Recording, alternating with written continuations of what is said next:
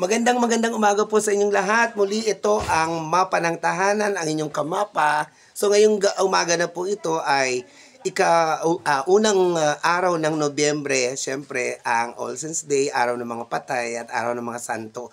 Ngayon po naatasan ng inyong lingkod, ang inyong kamapa na gagawang muli, no? Taon-taon ito. Kagigising ko lang, di pa nga ako naghilamos, no? Gagawa po tayo ng yan, nakikita nyo, flower arrangement, no? Ang kamapa po ay isang florist din, no? Ako ay nasa Maynila, no? Sa Bulaklak ng Maynila. So, magbibigay lang po tayo ng ilang technique kung paano paiyak o simpleng isinasagawa ang arrangement. So, nakita po natin dyan, ito yung mga dahon. Itong mga dahon na to, tanim lang po natin yan at napakikinabangan, no? At syempre, itong ganito, floral foam. At nakita natin, dalawang uri lamang ang ating bulaklak, mga Malaysian mums na yellow, orange, at syempre, yung white. So, ganito lang po, no? Itong dahon, for example, madali lang po yan. Kukunin mo lang sa kapitbayo. Kaya may tanim din po ako, mga tanim ko po yan. Minaanak ko pa sa aking yumaong ina. Ayan. Legacy. Ayan po, katulad nito, igaganon lang po natin, no? Isang buo yan. Ganito, igaganon natin. Pak. Kabila, tapos patusok para pag itinusok natin madali. Tapos kukortihin lang po natin. Ginaganito po natin ang mga dahon sapagkat ito po ay naiiwasang agad na malanta. Ayan o, tingnan natin, no? Pipili tayo ng mga bulaklak na may kulay. Ayan o, para mas matingkad, no? Striking ang color kapag na-arrange na. So, yan po, dahon lang yan. Pang base po yan. Ito po naman, itong palmera, ito kasi fortune Fortune plan yan. Malaking tulong yan. No? At isa pa po, sige, tignan natin. Fortune plan. O, doon, pak. Gupitin, tapos patulis na, gugupitin na gano'n para pag tinusok natin, okay. At doon po sa taas, ganito lang po. Pak. Tapos na. Ayan. So, meron na po tayo na handa kaninang ganyan.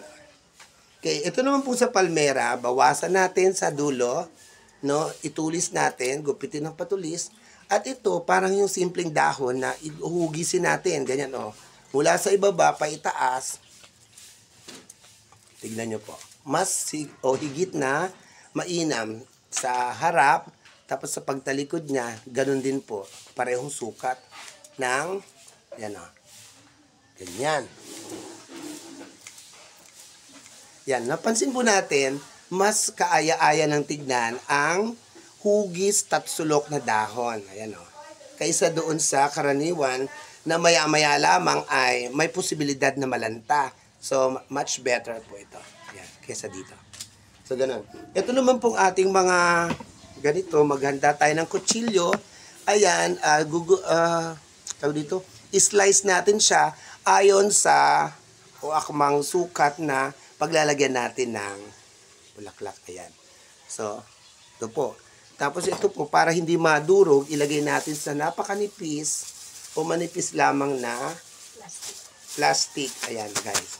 Tapos ibubuhol po natin yung ganyan.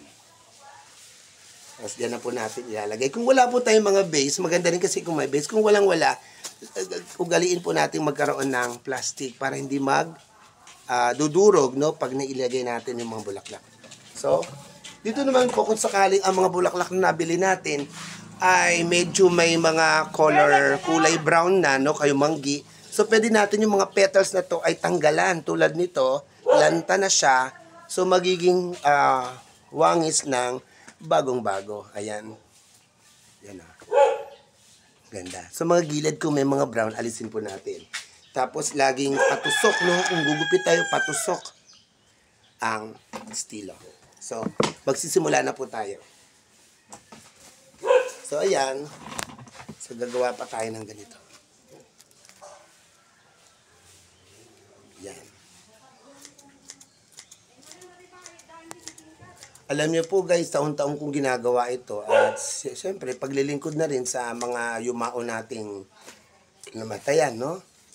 Ayan. So, yun lamang muna po ang maya-maya, ipakikita ko po sa next vlog ko, guys, ang magagandang arrangement. So, muli ito po ang mapa ng tahanan, mama na papa, ang inyong kamapa, mapagpala Mapagpalang umaga po sa inyong lahat and see you on my next vlog. Bye guys. Bye.